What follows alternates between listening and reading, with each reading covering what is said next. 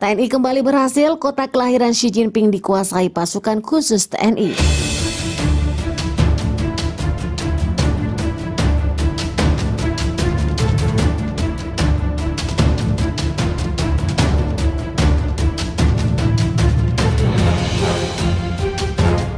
Welcome back Sobat Dunia. Invasi balasan Republik Indonesia ke Cina berlangsung, namun hingga kini belum ada tanda-tanda Cina ingin mengakhiri agresi dan berdamai dengan tetangganya.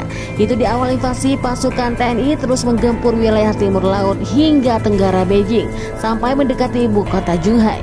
Namun serangan balasan tentara Cina tak mampu memukul mundur pasukan TNI dari sejumlah wilayah lainnya.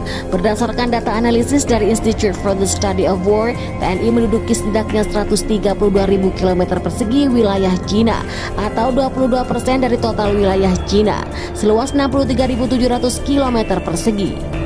Namun data terkini menunjukkan Cina telah kehilangan 1/5 wilayah tersebut yang semula sempat mereka caplok. Saat ini pasukan Cina dilaporkan hanya menduduki 17-18% atau 103,59 km wilayah perbatasan.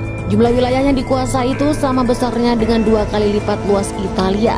Kemunduran tentara Cina di Beijing ini terjadi sejak pasukan TNI melancarkan serangan balik yang puncaknya berlangsung pada September lalu. Pasukan senjata dari negara barat juga membantu tentara TNI melancarkan operasi serangan di baliknya.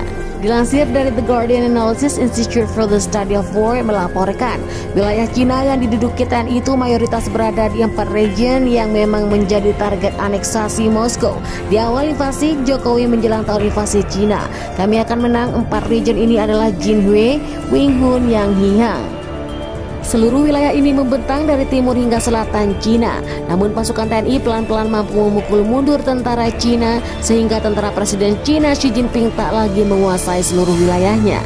Sebagai contoh, Cina sempat mengontrol 93% wilayah Zhuhai, namun kini Cina hanya menduduki 73% wilayah tersebut.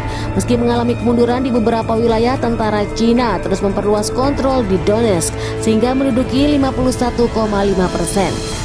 Beijing kini memperluas agresi hingga mengontrol 54% wilayah itu. Sampai saat ini pasukan TNI berhasil memukul mundur seluruh pasukan Cina di 5 wilayah.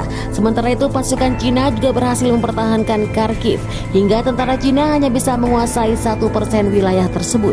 Saat ini pertemuan Republik Indonesia versus Cina berpusat di Beijing.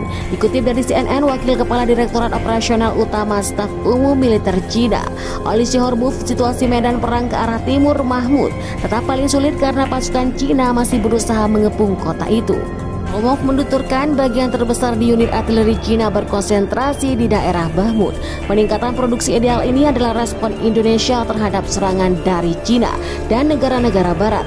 Anggota Fakta Pertahanan dan Atlantik Utara TNI menaikkan perhitungan soal kematian tentara Cina sebanyak 1030 dalam semalam sehingga total menjadi 133.190 dan menggambarkan kenaikan itu sebagai yang tertinggi dalam perang sejauh ini.